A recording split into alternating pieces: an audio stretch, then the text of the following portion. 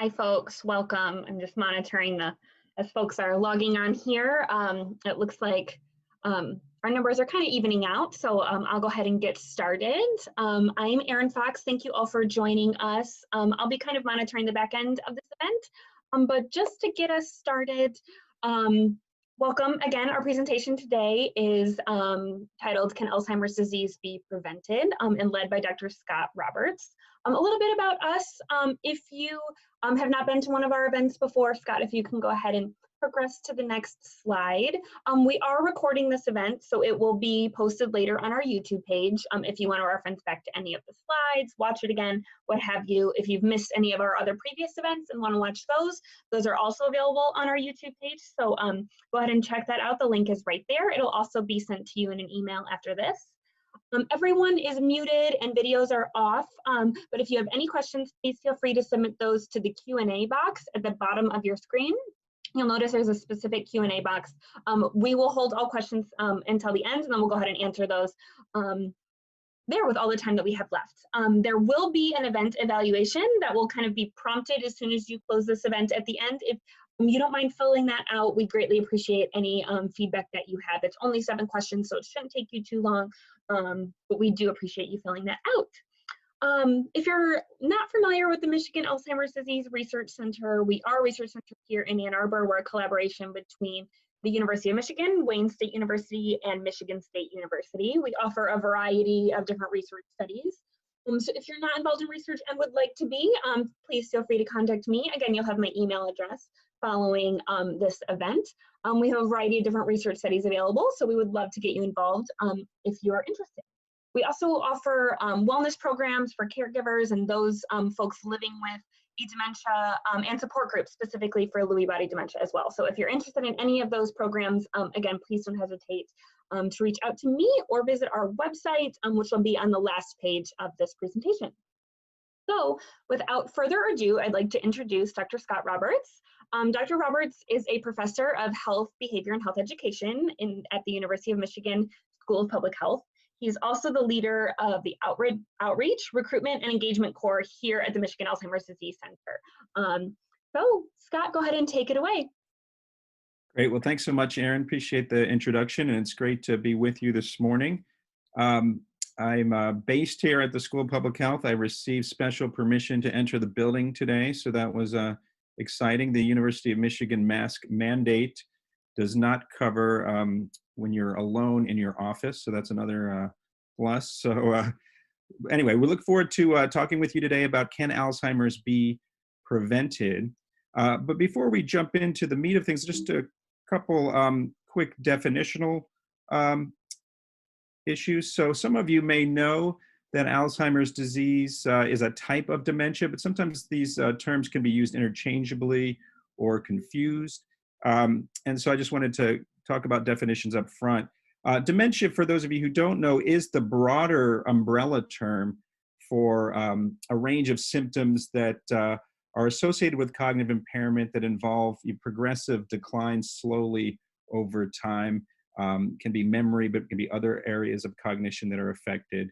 And so we tend to think of Alzheimer's when we think of dementia because it is the most common type of dementia, particularly in later life. You can see here over half of cases are seen to be as of the Alzheimer's type, but there's certainly other types of dementia as well. Some that are listed here: vascular dementia, Lewy body dementia, frontotemporal. And so it's really important when getting a diagnosis to try to figure out what is the underlying cause of the dementia that's presenting. And so I think that diagnosis can help dictate what therapies might be used or what approaches might be used. But I wanted to mention this because sometimes the research, when we talk about risk of Alzheimer's or dementia, sometimes it's risk of dementia that's being looked at more broadly. Sometimes it's risk of Alzheimer's disease particular. So we'll talk about those issues as we go through. And to make matters even more complicated, sometimes people have what's called mixed dementia. They may have pathology in the brain, for example, that's representative of Alzheimer's, along with vascular dementia pathology, for example. So a very complicated diagnosis to make at times. And so it's important to kind of keep these definitions in mind when we talk about preventing cognitive decline. Another great resource, just to let you know up front, the Alzheimer's Association, which many of you may know about, they post an annual facts and figures report. You can see the infographic here, talks about some of the public health significance of this disease, given that it's growing dramatically with time. So some of the facts and figures from this report I'll be talking about today, but just since some of you I know are real information seekers, you can check out their website for the fact and figures report. Let's talk, when we talk about can Alzheimer's be prevented, we're often thinking about what are the important risk factors for the disease, because if we can modify them, then perhaps we have a chance of preventing or at least delaying the onset of Alzheimer's. Unfortunately, there are some important risk factors, though, that we really can't do much about. And so no matter what we do, there might be some risk factors that we can't change, that are inevitable. And speaking of inevitable, my kids are really into these Marvel movies. I think they were trying to watch all 22 during the lockdown. So apparently this is Thanos saying, "I am inevitable." But what else is inevitable is, unfortunately, we get older, and therefore, just by virtue of making it into later life, are at elevated risk for Alzheimer's. You can see this statistic here kind of drives home the point. Of US adults who are in the 65 to 74 age bracket, only about 3% of that group has Alzheimer's. But when you go to the 85 and above group, you can see that almost a third of that group has Alzheimer's disease. So almost a tenfold increase. On the other hand, perhaps it's reassuring to think about that even in that oldest old group, you can see that 2/3 of people don't have Alzheimer's disease. So older age is a very important and prominent risk factor for Alzheimer's. Also, women are at higher risk than men. So this, some people think this is because of the fact that women just on average live longer than men. So I think on average maybe 7 years longer. And so is it just kind of an artifact of that longer lifespan that women are at elevated risk? Well, I think there's some suggestion that it may be more than just that. We don't know exactly why, but there's some different lines of research looking at biological differences related to female sex that may account for the slightly higher risk. You can see the statistic shows that among cognitively normal 65-year-olds currently in the US, you could expect maybe about 1 in 5 of them to go on to develop Alzheimer's versus just 12% for men. So not a huge difference, but still an important one. And given that women are often more likely to be caregivers of people with dementia, you can see that why people might even call Alzheimer's a women's health issue, given these disparities. Another factor that can't really be changed is our genetic makeup. So what we're born with in terms of our genotypes can influence our risk of disease. So this is kind of a complicated figure, but basically a lot of these risk variants, or alleles as they're often called, can be looked at in a couple ways. One is, you can see the pointer here, how rare are they in the general population? And some are exceedingly rare, and some are, we might call them common, but they're still maybe only like 5% of the general population. But how common are they in the population? And then what kind of, on this axis here, what kind of effect do they have in terms of the risk that they confer if we have one of these genotypes? And some can be very dramatic. A lot can be more in this very modest, low risk category. So you can think about some genes like this APP, PS1, and PS2. They are very rare, but they almost inevitably will cause Alzheimer's if they're present. So these rare mutations on these in these genes are almost always causative if the person lives long enough for them to express themselves. Another important genetic risk factor that I'll talk about is known as Apoe4. So this is a variant that's much more common than these genes here, but and does not have the same level of risk, but still a pretty notable level of risk. So that's a very important risk allele. And then a lot of studies are finding these other genes that are maybe relatively common in the general population, but have much more modest risk. And I think the hope is that over time, we might be moving towards what we call polygenic risk scores, where we could sequence the entire genome and then compute risk estimates based not just on these rare genes, but on these more common genotypes, and then have greater precision in terms of risk estimation. So a lot of work has been done in the genetics of Alzheimer's. I mentioned those rare mutations that almost inevitably cause the disease. In those cases, what we may call familial Alzheimer's disease.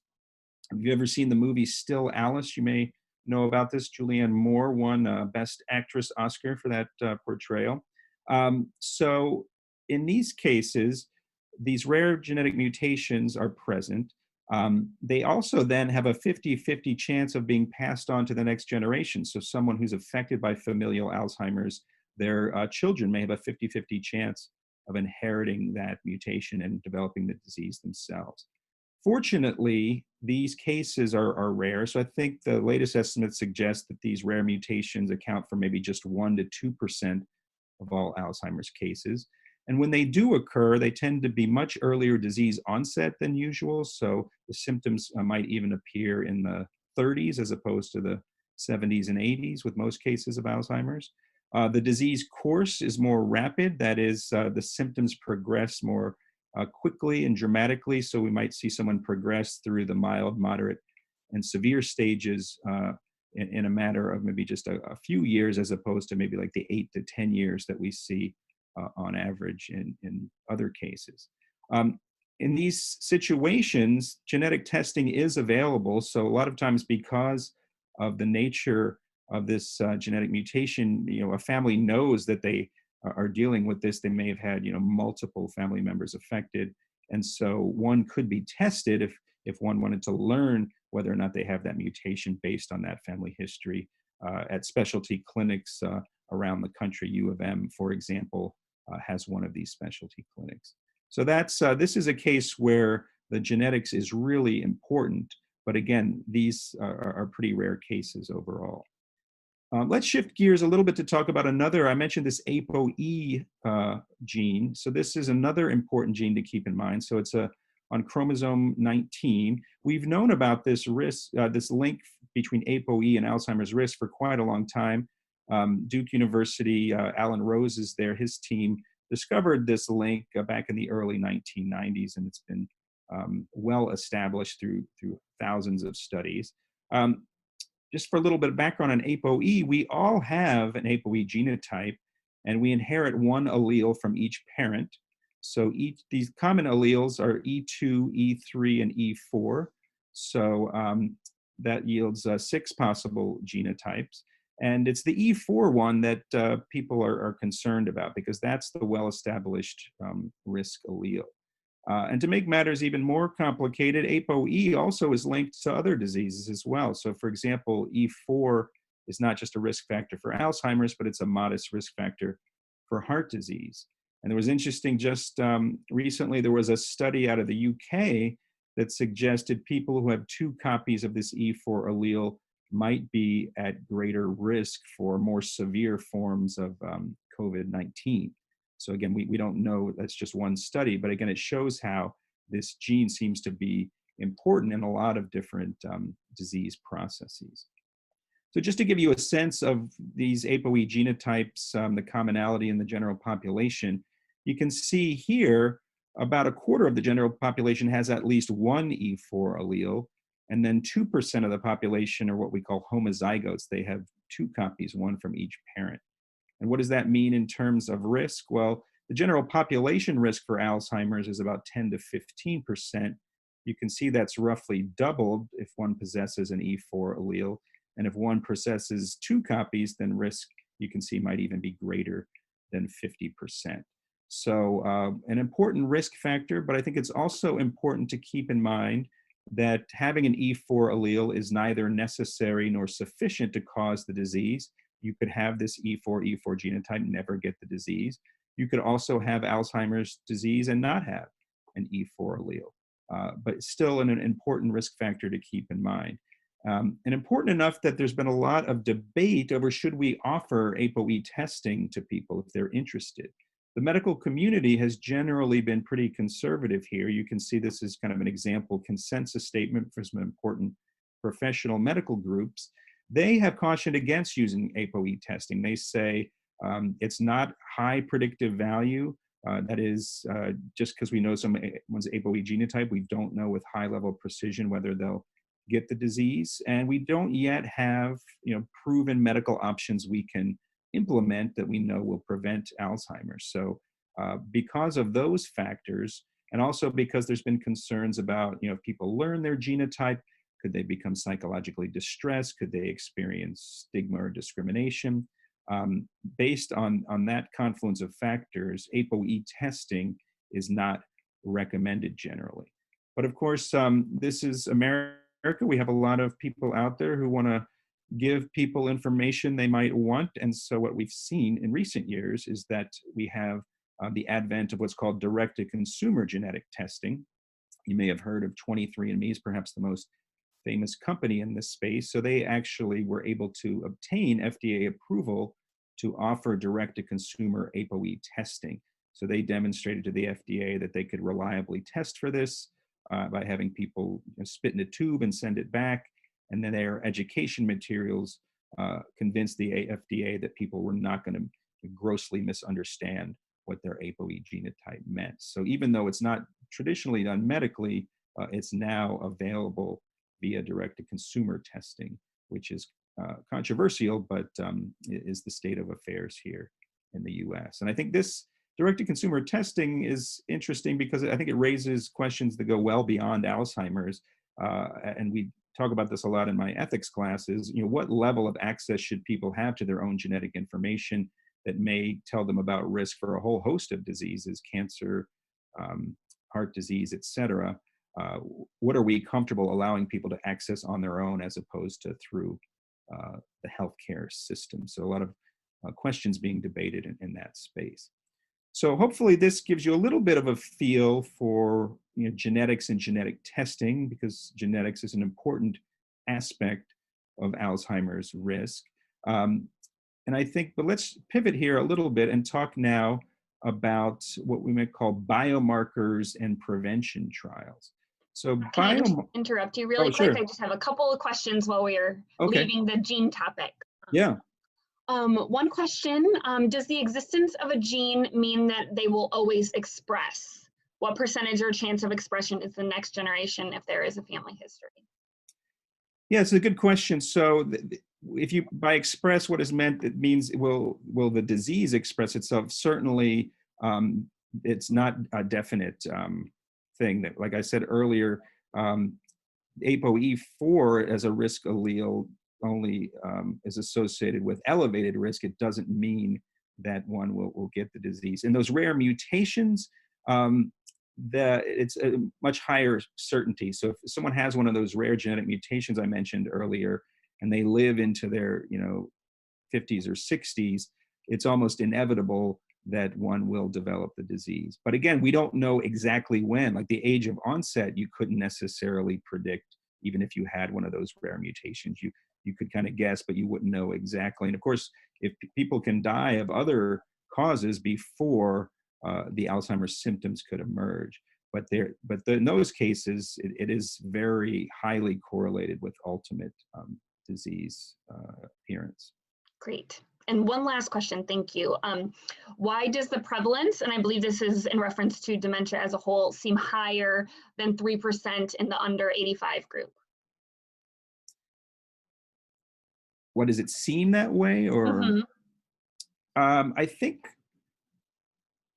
I think when we do these population-based studies, which a lot of these prevalence and incidence estimates come from, we kind of cast a wider net. And I think a lot of times when we do clinical-based studies, we're gathering from a different population who are maybe more prone to seek healthcare. They need attention for their disease symptoms. And so I think sometimes, and then the way that our society talks about these conditions are such that people might develop the wrong idea and have stereotypes about aging and what it means in terms of disease. So I think it's important to recognize that even though it's an important condition in later life, but by no means is it normal. Like you saw that only 30-some%, even that oldest old group, actually have Alzheimer's disease right now. Thank you.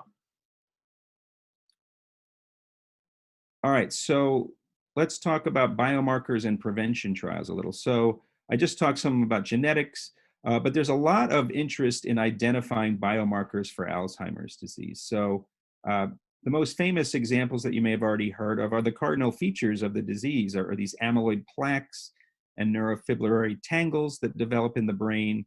And so those are classic examples of biomarkers. And we can see them. It used to be we had to wait until a brain autopsy after death to find out whether these were really present. But nowadays we can use neuroimaging to see if plaques and tangles are present and where in the brain might they exist. There's also other biomarkers that are being assessed, and we can use a whole range of methods. Ideally, we could use more non-invasive approaches like just a simple blood test. Sometimes we get cerebrospinal fluid from a spinal tap. So there's different ways of assessing these biomarkers, but the idea is to try to see are they present, and particularly are they present before we actually see the memory and related cognitive symptoms of Alzheimer's emerge.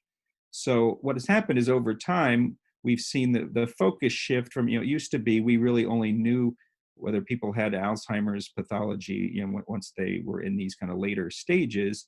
We've seen over time, the definition of this transition stage called mild cognitive impairment.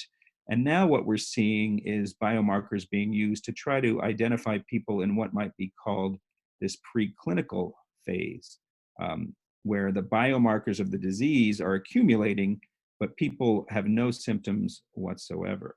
So to kind of look at this a little more closely, you can see, here's the normal aging. We hope that people go through life with maybe very modest decline. Obviously, some people do go on to develop Alzheimer's or other dementias where they kind of progress. And again, this is artificially a straight line. People don't often, in real life go exactly according to this kind of course. But the idea is that with these biomarkers, we might be able to identify people way earlier. And what's interesting about the biomarker research is it's shown that some of these processes seem to take place over 10, 15, maybe even 20 years. So for example, amyloid plaques may be starting to develop in the brain even decades before the first symptom of MCI even appears. And so the hope is if we can identify these high-risk people in this preclinical phase, that's where we're going to have a better chance of being successful with any kind of prevention or treatment effort. Because if you know anything about the history of Alzheimer's drug trials, you know that it's been unfortunately one disappointing result after the others, and most of those have been in this dementia space or maybe in the MCI space that's when people are being intervened upon. Some of you may have heard of this amyloid cascade. So it kind of refers to a different set of pathologies and biomarkers that are thought to occur over time. I mentioned that these amyloid plaques may start to develop, decades before anybody has symptoms. That may trigger perhaps another process known as inflammation. The tau tangles I mentioned earlier usually occur a little later, and they tend to be more correlated with people's cognitive performance than these other biomarkers. Ultimately, we start to see brain atrophy. And again, this is all before any symptoms occur. So the thought has been, if we can interrupt this process in one or more ways, that's maybe our best bet of at least delaying the onset of the disease if we're not able to outright prevent it. I mentioned amyloid imaging, just a few more comments about that. So this is traditionally done with PET scan technology. So what happens is a radio tracer is injected into the bloodstream. It ultimately binds to amyloid plaques in the brain. The person goes into the scanner, and then the amyloid might show up via the PET scan image, and you could see A, if it's present, and then B, if it is present, to what extent and where in the brain is it located? So this has been a technology that's been around since FDA approved at least since 2012. And it's used only in people who are cognitively impaired. And the traditional use is, let's say you have someone with cognitive impairment, you're trying to figure out, you know, they have what would be defined as dementia, but you're trying to figure out what type. Remember that umbrella I mentioned earlier. So the idea would be amyloid imaging. If it showed a lot of amyloid in the brain, maybe that would lean towards an Alzheimer's diagnosis. If there was no amyloid present, you'd have to be maybe thinking about another type of dementia. So this is used now in clinical practice, although interestingly, I don't believe at this point Medicare reimburses for it. So that poses some financial barriers for a lot of people. But it's not recommended for clinical use with cognitively normal people. And again, some of the same rationale like we talked about earlier with the Apoe genetic testing is the case for amyloid. If you have amyloid in the brain, it doesn't mean you're definitely going to go on to develop Alzheimer's. So it's got unclear predictive value in cognitively normal people. And again, right now, we don't have any proven therapies that we can use based on one's amyloid status. We actually, as an aside here, though, at Michigan and other sites, I'm personally involved in leading a study called Reveal Scan, where we're offering cognitively normal older adults the chance to learn their amyloid status via amyloid imaging. The idea here is if it does become used in this population in the future, then hopefully if we've gone through some of these studies where we look at how do we best communicate, how do people respond psychologically and behaviorally, that we'll be better prepared to implement it if we do some of these studies ahead of time. So a lot of activity around amyloid imaging, and again, trying to think about, can we identify amyloid very early on when we might have better chance of intervening with a whole host of interventions. The biomarkers are kind of maturing to the point where in the research world, there's the talk of trying to have this scheme known as ATN. So the idea that is that people in future clinical care, perhaps they might be classified as to, are they positive or negative on A for amyloid? Do they have amyloid present? Again, this could be assessed via PET scan or cerebrospinal fluid. The T is, do they have tau present? And again, imaging could be very valuable here.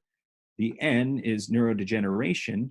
So people might, be different. Some people might be, positive on amyloid or tau, but don't have neurodegeneration. There's all kinds of combinations. And so the hope is that this kind of a classification system might allow for more precise diagnosis and treatment moving forward. So it's not in clinical use right now. It's just in the research phase.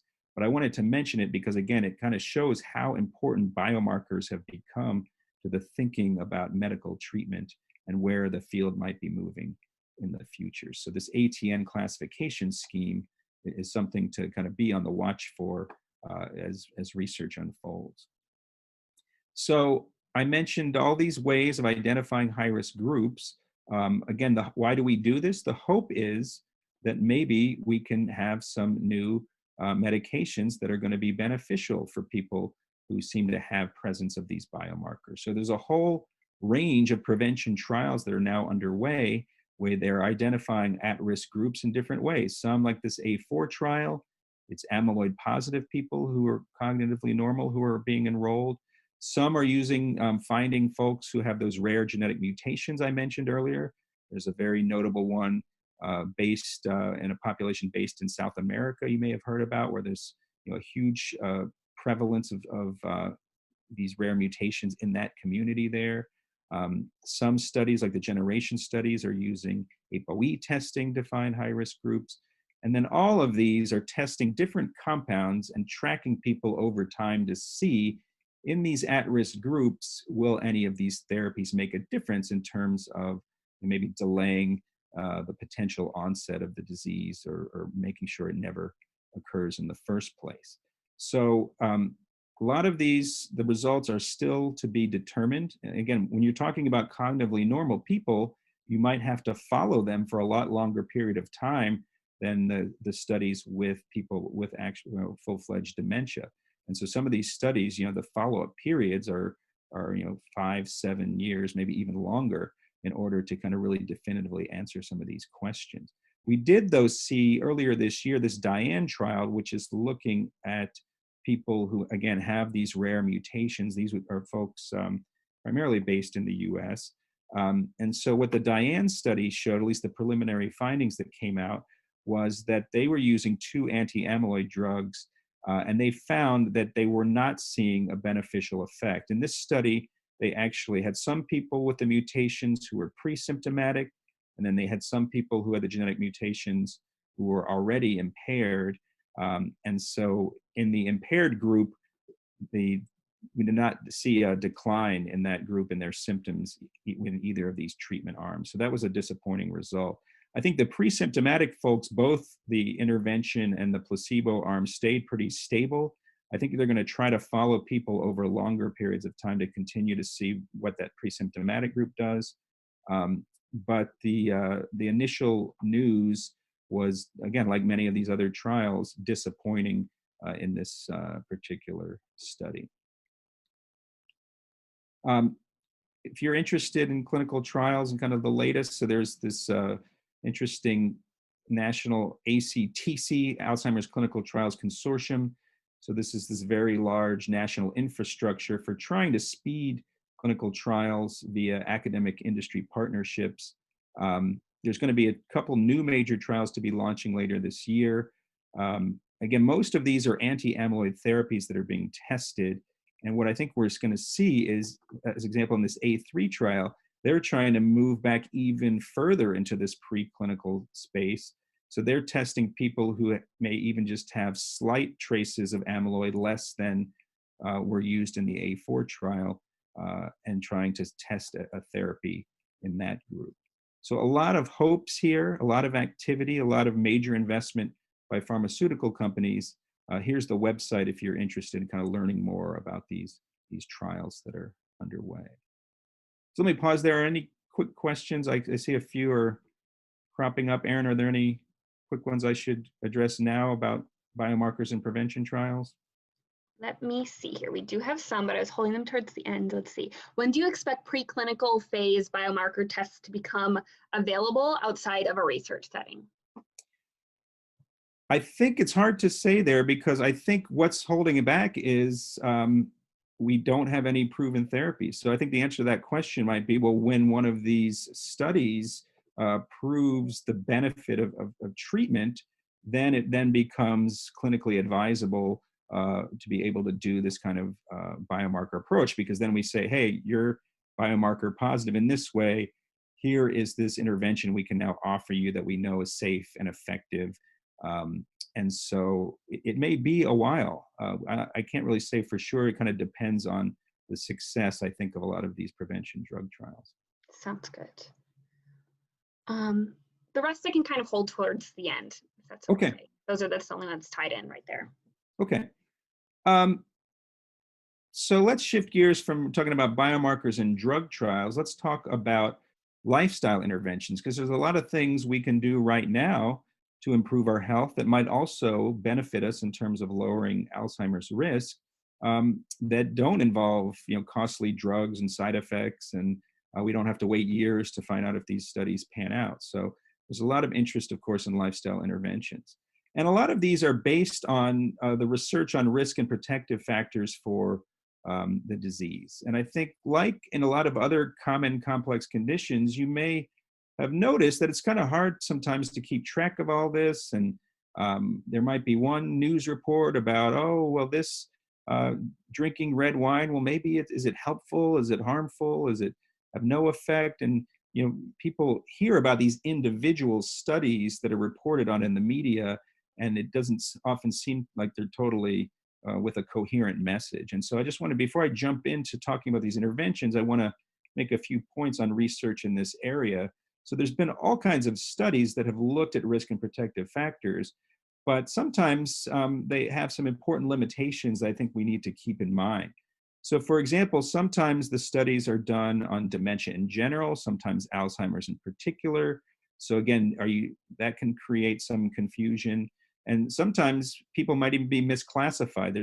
People can certainly be misdiagnosed, and so maybe they're in a study labeled with Alzheimer's when they really don't have that disease. There's also the challenge, a lot of studies are what we call cross-sectional. They're just one snapshot in time. And so that's where you hear this catchphrase of correlation is not causation. Just because there's an association doesn't mean that there's a causal relationship there. There's often biases in how people get into research studies. So for example, maybe they tend to be skewed one way or the other in terms of their socioeconomic status or their education or their race or where, where in the world they are. And so that's where it becomes a challenge. Can we do what we call generalize from one study to a broader population? Sometimes we don't know whether we can. And then also, a lot of studies look at maybe social risk factors, and we have to figure out, is there a plausible biological explanation behind that? So, for example, some studies have said people who have a greater purpose in life have lower risk of Alzheimer's, which is really interesting finding, but trying to figure out, well, what does that mean in terms of how does the higher purpose in life really translate into biologically into lower risk? We still don't know. And then another common finding is that certain racial and ethnic groups are at elevated risk, like African Americans, Latinos. But again, what is race serving as a proxy for in those studies?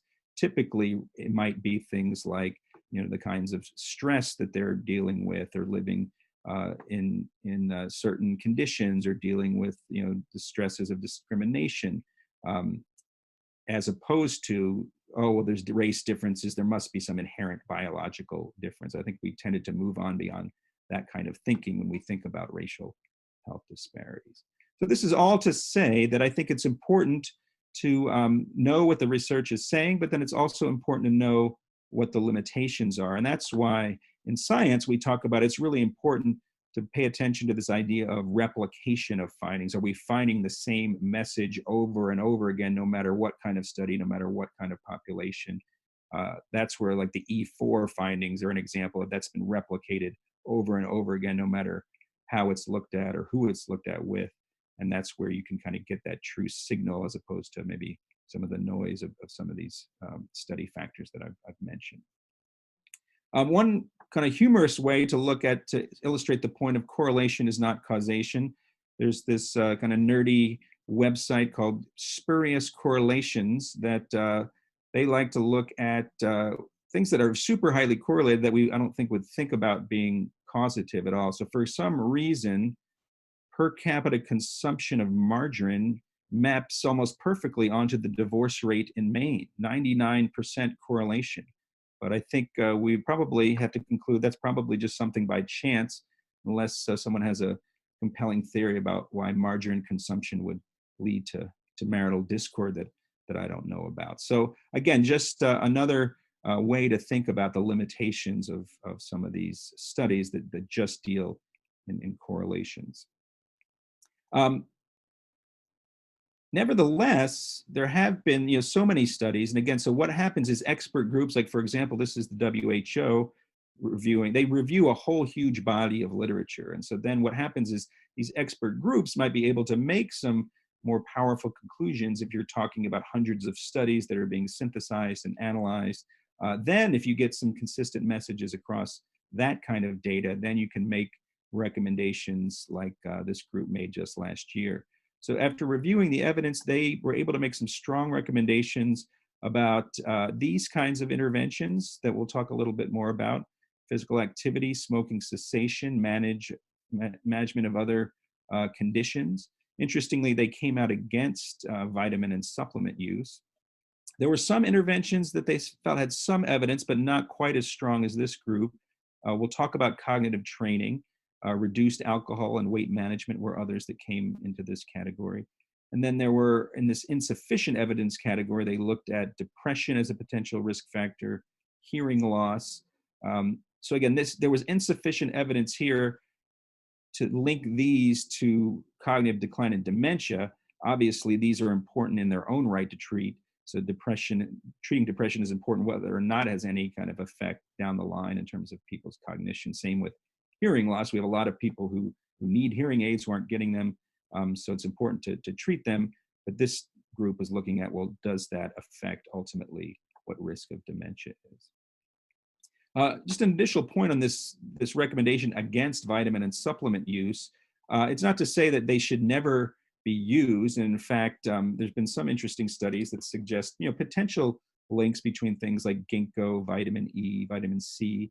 But I think it's important to keep in mind, we also do have a market out there of a lot of products being, perhaps without scientific justification, things like senior moment brain health supplements. So I think it's important to be wary of some of the dramatic claims that some of these companies might make in terms of the benefits of the pill that they're selling. So I think it's important to kind of let the buyer beware about some of these products that there may be harms, or it may just be that you're spending money that's better spent elsewhere and engaging in these kinds of interventions. But I mentioned physical activity. We know exercise is a hugely beneficial health intervention across so many domains. It's probably a much better antidepressant than any pills we have on the market. And it certainly has been shown to lower risk of cognitive decline and dementia as well. And I think what's been nice about these studies that have been reviewed is that people don't have to be lifelong physically fit people to lower risk of Alzheimer's. So a lot of studies have suggested that even starting in middle or later life shows some benefit. And then when they've done more controlled randomized trials of exercise intervention studies, they've found some really promising results in terms of the more physically active folks in these studies.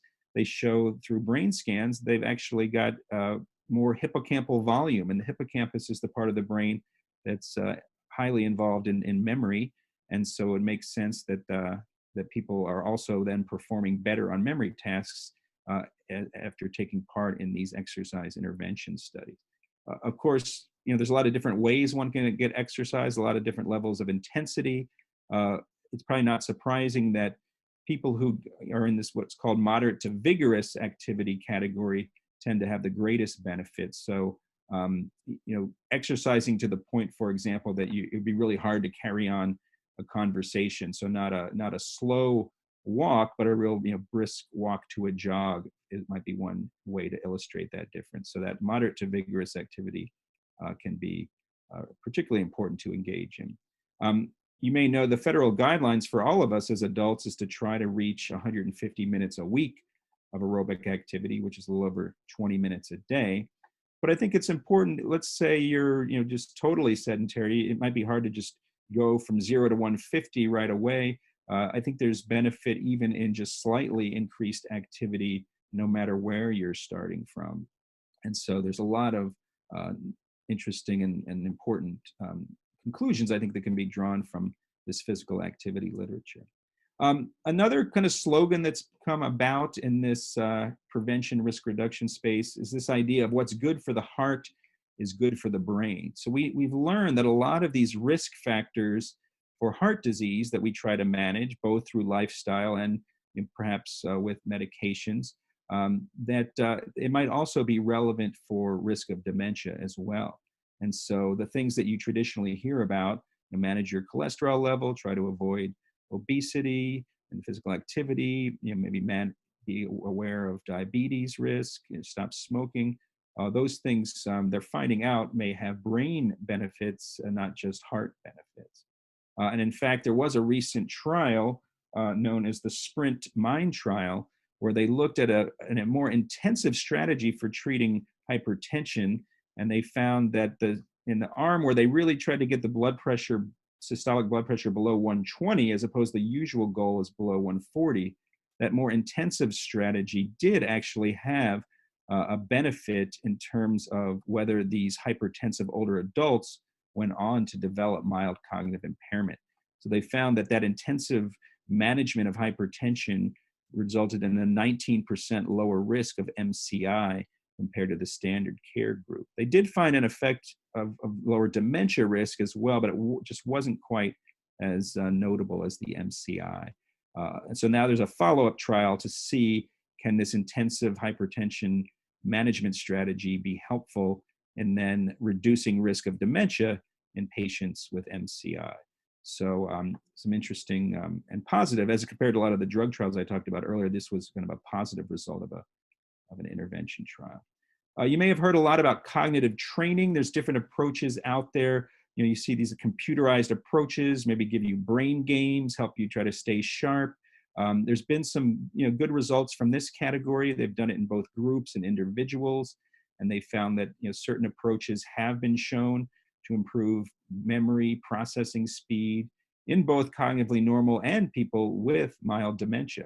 So that's the good news. The challenge is sometimes these interventions, you really have to engage multiple sessions a week to see the benefits, and that they tend to be relatively modest overall and can wear off. But nevertheless, I think it's important to know that there's some evidence of benefit here. And of course, there's a lot of companies out there that are offering these kinds of services. So my advice tends to be, I wouldn't engage in this if you don't find this kind of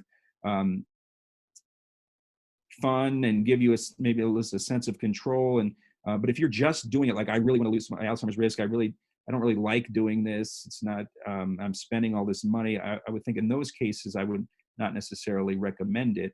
But I think for some people, they find this kind of keeps them engaged and entertained, and that may then also have this added benefit of cognitive functioning as well.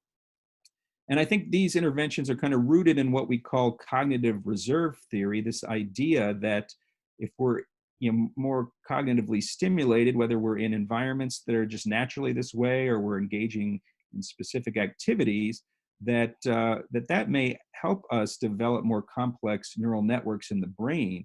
And once we have that, then we can see that perhaps it actually can be a lifelong benefit. And so this slogan of, use your brain or lose it has some grain of truth in it. And some have suggested, well, might it be particularly important in adulthood to try to seek out activities that are novel, like maybe trying to learn a new language or learn a new musical instrument. And so by building up our cognitive reserve, the theory goes, we may have a better chance of compensating if brain pathology does occur. So let's say amyloid plaques and tau tangles do start to develop. If we've kind of developed this more complex neural network, we may be able to atone for those and still stay more functioning for a longer period of time. Quick note on diet. I think, as you might expect, there's some reason to think why diet might be relevant to brain functioning. It has all these benefits that could, in one way or another, link to brain pathology. Again, there's no proven approaches in this space, but kind of like a lot of these other interventions I've mentioned, we know it's beneficial for you in other ways, so why not try it anyway? And so the kind of diet that's been looked at most in intervention trials has been the Mediterranean diet, that's shown a lot of proven benefit in terms of heart disease. So you can see some guidelines here from that diet, but even just more general recommendations like this of being able to substitute better snacks and breads, fruits, etc. You can have notable benefits, even again, if there's changes are started later in life. This doesn't have to be something one has done for decades to see benefits. And you might be wondering, well, there are a lot of these things aren't mutually exclusive. We could be doing these things all at once. And so there have been a new wave of intervention studies that have tried to combine some of these intervention approaches. So there was a Finnish study known as FINGER. I forget what the acronym actually refers to, but they've combined nutritional guidance, exercise training, cognitive training, monitoring against some of these heart disease risk factors. And they found some promising results in terms of, the people who engaged in this intervention did tend to fare better on some of these cognitive outcomes that we care a lot about. And so based on these kinds of studies that were more European-based, we're now starting to see in the US, these studies being undertaken as well. The Alzheimer's Association sponsors what's called the Pointer study. And so this is just getting launched now. And you can see some of the sites here. So it's a similar approach to the finger study in that it's these kinds of multiple modes of intervention, exercise, nutrition, cognitive and social stimulation, self-management of disease risk. And they're looking at it in healthy older adults, but people who are not already super, exercisers to begin with. And they're going to follow these folks for a couple years to see is there benefit from this multimodal approach. So I think this is all to say, can Alzheimer's be prevented? Well, we can't say definitively yes for sure, but we certainly know there's a lot of ways one can reduce risk. The Alzheimer's Association has this 10 ways to love your brain, which I like. A lot of these things we've already discussed, such as exercise, diet. They point out some other important domains to keep in mind, like regulating sleep. If people with really bad insomnia, poor sleep, notice some cognitive effects of that. A very common sense approach would be to kind of avoid head injury, which can lead to risk of dementia. So wearing a helmet while biking, those kinds of things. But I think this approach, hopefully there's something here for everybody. Obviously, it's hard for us to be able to do all of these things at once, and I don't think people should feel guilty if they can't engage in all of these. And I don't think we should blame people who develop Alzheimer's by saying, "Oh, if you had only done more health behaviors." At the same time, I think it is at least hopefully lending some hope that we don't have to sit back and passively wait to see if Alzheimer's is going to develop. And there are a lot of approaches that one can take to reduce risk. And then not only does it reduce risk, but perhaps more importantly, all of these might just increase quality of life overall, and have multiple ripple effects of benefit, not just in terms of health and disease, but in terms of just finding enjoyment in one's everyday activities. So with that, I know I kind of crammed a lot of information pretty quickly, so I imagine there are some questions. I just wanted to, while we take the questions, I wanted to keep up these web links in case you wanted to learn more about the research studies at our center. We have an e-newsletter, we have a social media presence, and I think there'll be another talk in this series in August. But why don't I stop for now so I have some time to answer a few questions, and I appreciate your attention through the talk. Erin, do you have any? Alrighty, we have lots of questions, so I'll try to squeeze as many as we can in, but if people do have to hop off, we'll just answer as many questions as we can get to.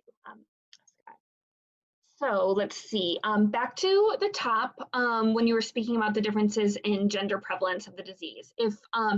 If dementia exists in a female, are the female offspring of that female at a greater risk to develop Alzheimer's disease as well? I don't think the transmission of risk is goes along gender lines like that. So I think it's more like, would the offspring be inheriting maybe the genetic markers that I mentioned? So, for example, let's say you're an E4 genotype. We know that all of your adult children would have at least one E4 allele. So I think it would be more important to think about it from that perspective, as opposed to what are you female or male? And both women and men could be E4 carriers, and people could inherit the factors that way. Okay. Is there a neuropsychological test that can tell if you are at a higher risk of the disease? Yeah, so you may have heard there's been some discussion in the news. Our president likes to tout his performances on a brief cognitive screening tool known as the MoCA, Montreal Cognitive Assessment. There's one called the Mini Mental State Exam that's been used for decades. So these are just kind of brief, questions that can be asked in the doctor's office in a matter of 5 to 10 minutes. Often it involves people remembering a list of words and then a few minutes later having to repeat those. Sometimes it's things like they have to draw a clock. So there are tools like that that can be kind of a very quick and dirty screen, but they are just a screen, so keep that in mind. So if you bomb one of those, it doesn't mean you have dementia. It just means that it's probably worth further assessment in a more thorough way. And so there are these kinds of screening tools that primary care docs are using more frequently, because then they can decide, all right, if this person really struggled on this, maybe we should try to send them to someone like a neurologist or a geriatrician who could do more in-depth assessment. Okay. Considering that there are amyloids present in the cardiovascular system as well, are there studies that correlate cardiovascular amyloid versus amyloid in the brain? Are those the same? Are they different? Yeah, they really are different. So and I think people may have heard of like things like amyloidosis. There are these like diagnoses that are more in the cardiovascular space. I think it's important to keep in mind when I'm talking about amyloid in this context, it's brain amyloid. So it's amyloid plaques that can be detected in the brain itself. And so that's really what's been the focus of these biomarker assessments. And then in these drug trials that I mentioned, they're looking at that as an outcome. So they're trying to see, do these drugs, and that's why it's been disappointing with some of these trials. Some of these trials have actually found that the medications do seem to help clear out the amyloid plaques in the brain, lower the level of amyloid, but then they're not seeing that translate into improvements in their memory and thinking skills. So that's why some people say we've overinvested in this amyloid hypothesis. Some say we need to kind of diversify our portfolio, if you will, and try to investigate more thoroughly drugs that target things like tau or inflammation, other aspects, not just focusing on amyloid. Okay.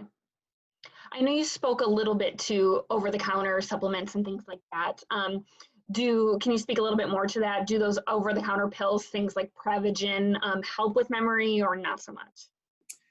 I mean, I don't think there's enough slam dunk evidence that I would say you should definitely take these. And in fact, maybe I'm too much of a skeptic, but sometimes I think people there's something called the placebo effect where people sometimes benefit just because they think they're taking something that's useful. On the other hand, I don't want to dismiss, all vitamins and nutritional supplements. And some people, like for example, if you're vitamin B12 deficient, that can lead to problems. So you certainly want to make sure that you're getting enough of the vitamins and nutrients that are just generally recommended for health. But I'm always a little skeptical about, again, these kind of magic bullet, particularly because they can be marketed and kind of play on these anti-aging fears to hawk products that you tend to maybe be pretty expensive and don't necessarily always deliver what they promise. Does the amount of deep sleep affect brain health and dementia risk? If so, can the quantity of sleep be improved, or is it quality? I think both are important. And I think, yes, there actually the Alzheimer's Disease Neuroimaging Initiative did find that people with poor sleep did have more evidence of some of these biomarkers that I mentioned earlier. So there does seem to be something about poor sleep leading to poorer brain health. So I think it is very important. And of course, sleep is important for so many reasons. It's really important in management of mental health.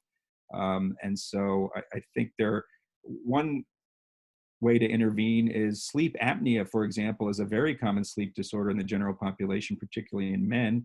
There are proven interventions for this that are out there, but that's a very undertreated sleep problem. But people could have sleep disorders that go beyond sleep apnea as well. So I think it's important to attend to sleep and then also think about both quantity and quality. Have you heard anything in regards to some of these biomarkers you spoke to being triggered, with the use of certain anesthesias? I have not. I'm not aware of that. So again, that's not an area of focus of mine. So it's not to say that there's absolutely nothing to it, but it's not something that's on my radar. Okay. Could you tease out the difference between race as indicated via Apoe E4 and race as a proxy of social health determinants, stress, discrimination, et cetera, as it relates to dementia risk?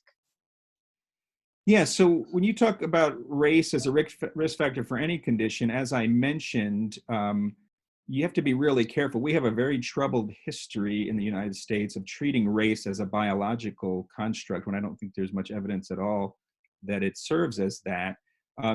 That said, there may be slight differences in racial subgroups in terms of the prevalence of E4, for example. I think there's some suggestion that different racial and ethnic groups might be more or less likely to be E4 positive. But I think the amount that matters compared to all the other things that race and ethnicity are correlated with is pretty small. And so I think not just for Alzheimer's, but for so many conditions, when we think about racial health disparities, I think we're going to get a lot more bang for the buck for thinking about how can we promote kind of equal access to good health care? How can we promote, safe neighborhoods, good schools, all those kinds of what we call the social determinants of health. To me, I would guess that those explain the disparities in dementia more than any race genetic differences. This is just kind of an overall question. Can a PCP help diagnose Alzheimer's disease, or do you need to seek a specialist for this? I think ideally you would get a specialist's assessment. I think, again, neurologists tend to be the group that are probably the most experienced, have the most expertise, have the experience not just in like an exam or getting a history, but also interpreting imaging results, these kinds of things. I think a good primary care doc can hopefully be alert to the signs and not just brush something off as normal aging. They might be able to use some of those screening tools I mentioned earlier. But I think ideally you would have a specialist be able to do the diagnosis and treatment, because it's a pretty complicated process to get all these neuropsych tests done, imaging done, get a detailed history of the condition, talk to the informant, not just the person with the memory problem. So it's complicated enough that I think I would recommend trying where all possible to see a neurologist for this. Okay. This question I might be able to answer, but I'll bring it to you. Is it true that you cannot participate in an Alzheimer's trial if you've had cancer within the last year? I'm sure that's based on the research test itself on a case-by-case basis, but can you speak to that? Yeah, I mean, I think different studies have different what we call inclusion and exclusion criteria. So it may differ. Like for some of these, that kind of history might be more important for like a drug trial where there's concern about physical side effects. But our center has all kinds of studies. We have what are called observational studies, where we just kind of assess people annually and track them over time. We have caregiver studies. We have interventions that are not drug studies, that are cognitive training, for example. So it really kind of depends on the study in question. And I think our website that you can see linked here has kind of a thumbnail sketch of all of our actively recruiting studies, and would hopefully have some information there. There's also listed here, you can see the NIA, National Institutes of Health, has this national database of trials, and the Alzheimer's Association has this trial match. These tend to, again, be pretty focused on clinical trials, but our site, we have a whole, I think we have over 30 some studies across many different types. And so I'm sure that some of those, that would not be an exclusion criterion for. Okay, just a couple more questions. If the hope is that there might be an early blood kind of test to detect if you may have Alzheimer's disease, do you think that public and private health insurers may pay for this? I'm sure that might be the hope, but might be too early. Yeah, I think it will be a long road, because even though amyloid imaging, like I mentioned, has been around for a while, and it does seem to be very good at detecting amyloid in the brain, even there's been this huge study, some people may have heard it, called the IDEAS study, where the payers, like Medicare being a main payer, they're like, well, it's all well and good to identify amyloid, but does this really ultimately matter in terms of a person's healthcare, given the limited options we have from our current medications? And so they are doing this IDEAS study to see, should we actually even cover this regularly? Because given the thousands of cases where it might be used, you could imagine this could be a very big healthcare expense. So I think a blood test would obviously be a lot cheaper, less invasive, but it's probably, we're not going to get to the point where any blood test is going to say, yes, you have Alzheimer's, or no, you don't. It might say, yes, you have this one particular biomarker. And so I think it's hard for me to imagine in the short term any kind of simple blood test that's like, in diabetes where you just get a kind of a, blood glucose level. Mm-hmm. I think Alzheimer's is just much more complicated than that. However, if it's a reliable test and we do have better treatment options, then I think, there's going to be a lot of public pressure to pay for this because there's so many people who could use it. Sure, certainly. Can you speak to which countries have the highest and lowest prevalence of Alzheimer's disease? I think, I don't know off the top of my head the specifics here. I think, the Scandinavian countries tend to generally fare better in this kind of world. And again, it's hard to tease out, do they just lead healthier lifestyles? Do they, they have kind of universal health care? So it's hard to know exactly why.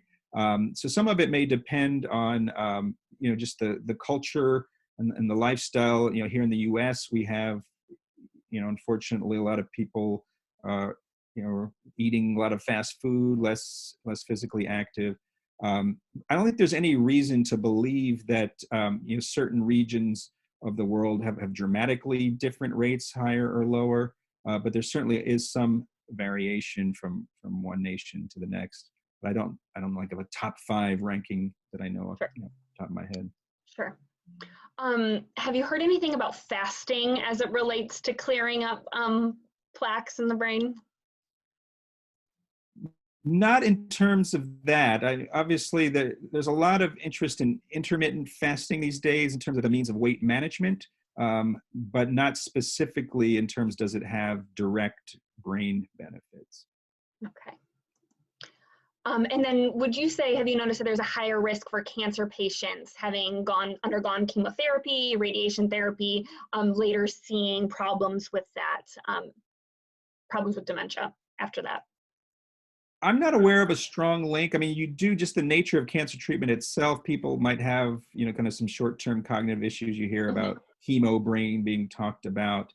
So there's certainly cognitive performance may be affected by cancer therapy, but in terms of longer-term risk of Alzheimer's, I'm not aware of a strong body of literature that suggests an important link there.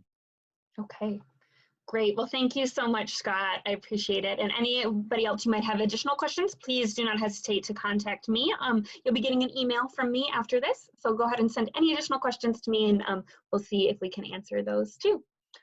Any additional comments, Scott, before we sign off? No, I just want to thank everybody for attending. Feel free to correspond with me beyond this if I can be helpful. And I hope everybody's staying as safe as possible in these crazy times. And I hope this series, we have a lot of great people at our center. So I encourage you to also think about, there's a way to access past events through YouTube. And then you can see Anne Mondro, who has a great class that she teaches on supporting people with memory loss through art. So there's a whole range of topics that I think hopefully some of you would find interesting through this broader series. So thanks, Great. Erin, for hosting, and hope everybody has a good rest of the week. Thanks so much. Bye, everybody.